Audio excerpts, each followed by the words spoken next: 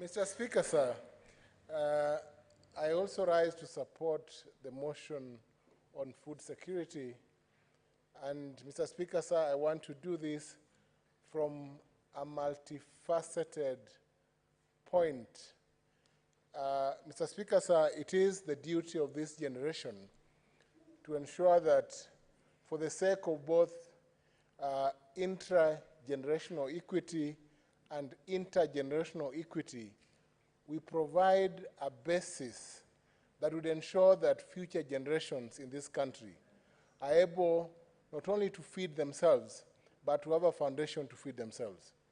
This afternoon, Mr. Speaker, sir, I rise to speak both as a senator for Kisumu County, but also as a farmer, Mr. Speaker, sir. I'm a farmer both in the maize sector, where I do some small farming, and I feed various people. I'm also a farmer in the sugar sector. And I think it is the diversity of farming or agriculture in its various forms that will feed this country. The North Rift and other regions, the Rift Valley, are the food basket, have been described as the food basket of this country. And that is why Senator Cherargei is passionate about maize farming, Mr. Speaker, sir. Mr. Speaker, sir, to achieve sustainable food security, we need to have a number of sectors working properly for the sake of this country, Mr. Speaker, sir. For maize to thrive and the growing of maize to thrive, we need the National Cereals Produce Board to work so that we have the strategic grain reserves in this country full with crop to the next year, so that farmers who produce maize for commercial value are compensated and are able to buy inputs and to buy fertilizers and till their land with ease for the next crop.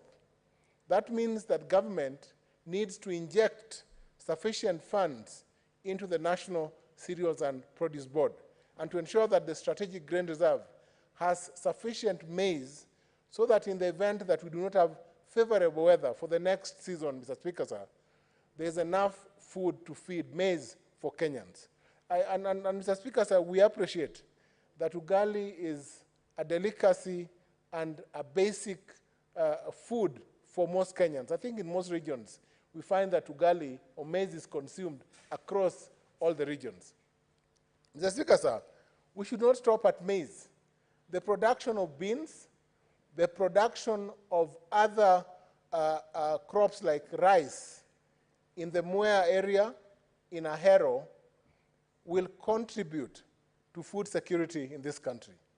Government must therefore inject enough capital to ensure that we expand the areas that are currently under the growth of production of rice, both in Ahero, increase the acreage in production of rice, and in Mwea, so that again we are able to have, Mr. Speaker, sir, grain or rice grain sufficient to feed the people of this country.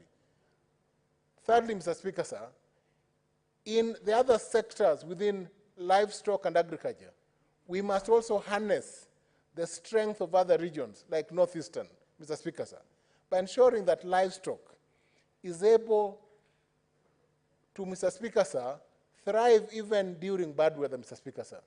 That would call, Mr. Speaker, sir, for a working scheme, a well-managed Kenya Meat Commission that would provide market for animals and that would therefore ensure, Mr. Speaker, sir, that we do not waste animals or lose animals to drought like I saw in this season, Mr. Speaker, sir, where Kajiado and other counties lost livestock because of bad weather. We need, Mr. Speaker, sir, to also increase the, Mr. Speaker, sir, harness and take advantage of our rivers and ensure that we have sufficient dams. So the government would have to put money in dams that will work to the benefit of our farmers. Mr. Speaker, sir, let me take this opportunity to also thank His Excellency the President, William Samoei Arap Ruto, for investing Kenya shillings 1 billion towards the research in fisheries in Kadibo in Kisumu County. That will go far in ensuring that the fishing sector and fish production is enhanced, and this will also contribute towards food security in this country. And Mr. Speaker, sir, just a few weeks ago, Kisumu County lost a lot of fish to cage fish farming, either because of scientific reasons or because of bad fish feeding products. And Mr. Speaker, sir, I raised a question in this House on that question. We must ensure that in every region of this country, Mr. Speaker, sir, where there is a resource, the government puts money to ensure that farmers of all types, fish farmers, maize farmers, livestock farmers, and all farmers are taken care of. Even the areas, Mr. Speaker, sir, under sugarcane are taken care of, so that farmers are taken care of and are liquid enough to invest in other sources, Mr. Speaker, sir, of ensuring that they are able to cater for themselves and their families and have sufficient a surplus to sell in some form, so that we do not, Mr. Speaker, sir, get to a point where we only address a crisis after a crisis, Mr. Speaker, sir. Food security is important in this country. It's important that the government focuses on the strength of every community, even amongst the Meru, Mr. Speaker, sir.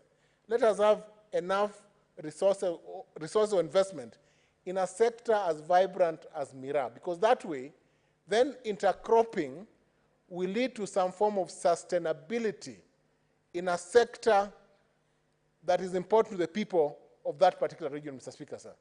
I support and I thank you for bringing up this debate, because this country, we cannot, Mr. Speaker, sir, be speaking to issues we spoke to 20 years ago.